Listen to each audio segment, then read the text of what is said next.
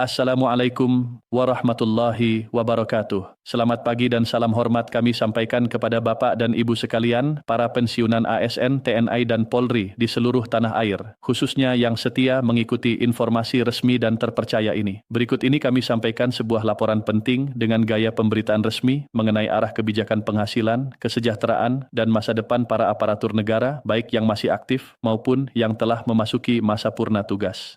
Bapak dan Ibu yang kami hormati, dalam sistem penghasilan aparatur negara saat ini terdapat berbagai komponen yang diterima setiap bulan, mulai dari gaji pokok hingga beragam tunjangan. Namun, perlu dipahami secara jernih dan apa adanya bahwa ketika seorang ASN memasuki masa pensiun, dasar perhitungan hak pensiun tersebut masih bertumpu pada gaji pokok. Artinya, sebesar apapun tunjangan yang diterima semasa aktif, pensiun tetap mengacu pada gaji pokok yang nilainya jauh lebih terbatas. Inilah realitas yang sejak lama dirasakan oleh banyak pensiunan, khususnya para guru, tenaga kesehatan, dan ASN di daerah. Selanjutnya, dalam beberapa tahun terakhir, muncul wacana dan perjuangan mengenai sistem single salary, yaitu penyatuan seluruh komponen penghasilan ke dalam satu skema yang lebih adil dan transparan. Dalam gambaran sederhana, apabila sistem single salary diterapkan, maka penghasilan ASN setara dengan 15 bulan gaji akan dihitung sebagai satu kesatuan. Dari skema tersebut, tunjangan pensiun direncanakan mencapai sekitar 75% dari nilai single salary tersebut.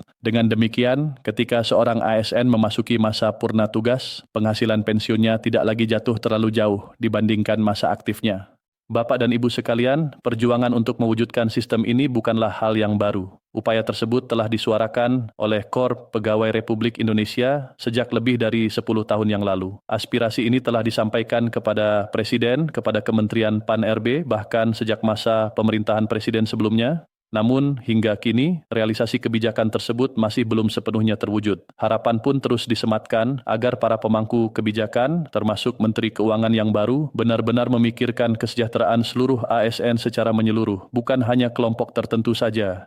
Kemudian, perhatian juga diarahkan pada ketimpangan tunjangan kinerja antar wilayah. Di beberapa daerah, seperti wilayah timur Indonesia hingga Sulawesi Selatan, Sulawesi Barat, Gorontalo, dan sejumlah kota lainnya, masih terdapat perbedaan signifikan dalam hal tunjangan perbaikan penghasilan atau TPP. Harapannya sederhana namun mendasar, agar tunjangan kinerja dapat dibayarkan secara rutin, cukup, dan layak. Tidak harus berlebihan, tetapi memadai untuk memenuhi kebutuhan hidup yang wajar, membiayai pendidikan putra-putri hingga selesai kuliah, membantu mereka hingga menikah, serta memastikan cicilan rumah dapat dilunasi dengan tenang. Dengan demikian, kesejahteraan ASN bukan hanya soal angka di atas kertas, melainkan tentang ketenangan hidup. Banyak harapan agar ketika seorang ASN pensiun, surat keputusan pensiun atau SK tidak terus-menerus tertahan di lembaga perbankan karena kewajiban kredit yang belum selesai.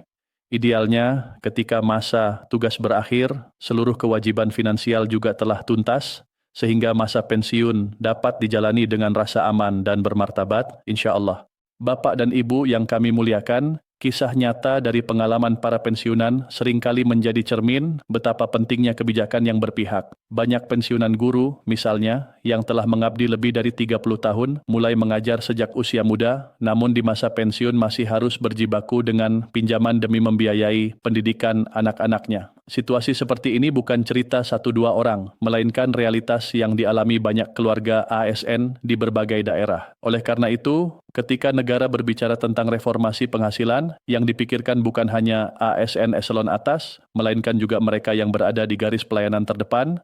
Setelah itu, isu kesejahteraan tidak dapat dilepaskan dari aspek perlindungan. Selain penghasilan, para ASN juga membutuhkan jaminan kesehatan yang kuat, jaminan perumahan yang layak, serta perlindungan hukum yang jelas. Sejak tahun 2016, Korpri telah menyampaikan rancangan peraturan pemerintah mengenai perlindungan hukum ASN kepada kementerian terkait. Namun hingga kini, proses tersebut masih berjalan dan belum sepenuhnya rampung. Ada wacana penggabungan dengan Undang-Undang Bantuan Hukum, namun informasinya belum tersampaikan secara merata. Hal ini menjadi pekerjaan rumah yang perlu terus diperjuangkan agar ASN, baik aktif maupun pensiun, merasa aman dalam menjalankan tugas dan kehidupannya.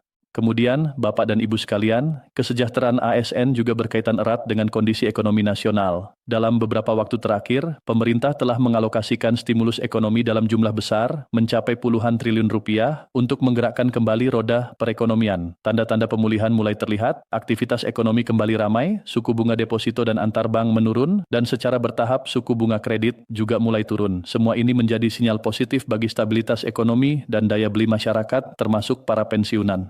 Selanjutnya, dalam pandangan para pengambil kebijakan, pertumbuhan ekonomi nasional di kisaran 6 hingga 6,5% dipandang sebagai target yang realistis. Pertumbuhan ini dinilai dapat dicapai apabila peran pemerintah dan sektor swasta berjalan beriringan. Pengalaman masa lalu menunjukkan bahwa ketika sektor swasta bergerak aktif, didukung kebijakan yang kondusif, pertumbuhan ekonomi dapat mencapai angka yang lebih tinggi. Sebaliknya, ketika salah satu sektor berjalan sendiri, hasilnya tidak optimal. Bapak dan Ibu yang kami hormati, pemahaman ini penting karena pertumbuhan ekonomi yang sehat akan berdampak langsung pada kemampuan negara dalam membiayai berbagai program kesejahteraan, termasuk gaji, tunjangan, dan pensiun ASN. Ketika ekonomi kuat, ruang fiskal menjadi lebih longgar dan kebijakan yang berpihak pada rakyat, dengan izin Allah, lebih mudah diwujudkan.